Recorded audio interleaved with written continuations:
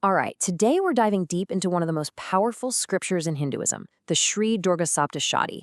It's this incredible foundational text that's part myth, part mantra, and for millions of people, it's considered a direct line to the divine.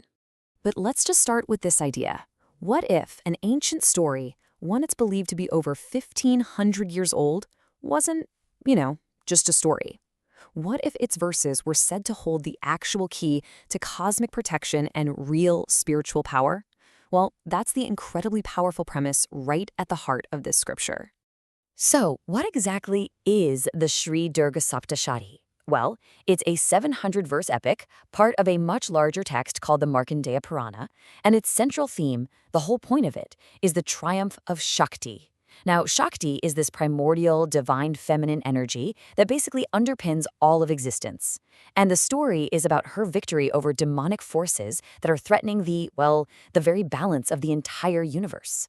Okay, to really get a handle on this epic, we have to understand the central conflict.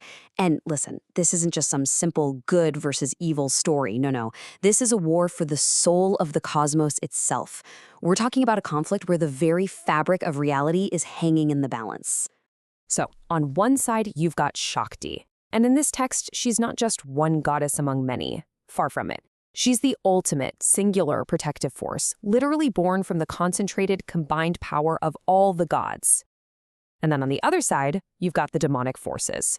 But these aren't just your average monsters. They represent our internal demons, things like ego, greed, and delusion, but made manifest, made real.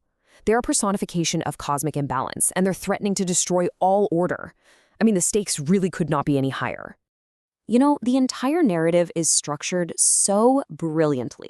It's basically broken down into 3 distinct parts, kind of like a grand trilogy. And each part details a major victory and shows us a totally different side of the goddess's immense power. So this whole story unfolds across 3 big episodes. First, it kicks off with the fierce, raw, primordial power of Mahakali. Then, the second act, and this is probably the most famous one, celebrates the glorious Mahalakshmi, who takes the form of the warrior goddess Durga. And finally, the epic wraps up with the supreme wisdom of Mahasaraswati.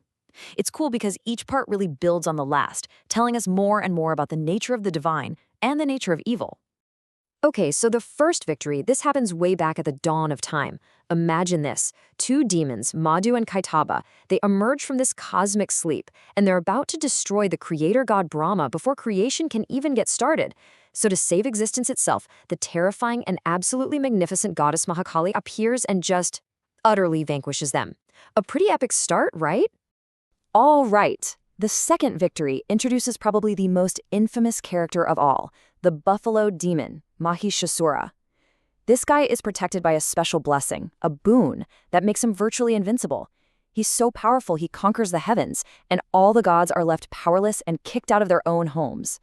So, in this final, desperate act, they pool all their divine energies together to create the one and only magnificent goddess Durga. And after a ferocious 9-day battle, she's the one who finally takes him down.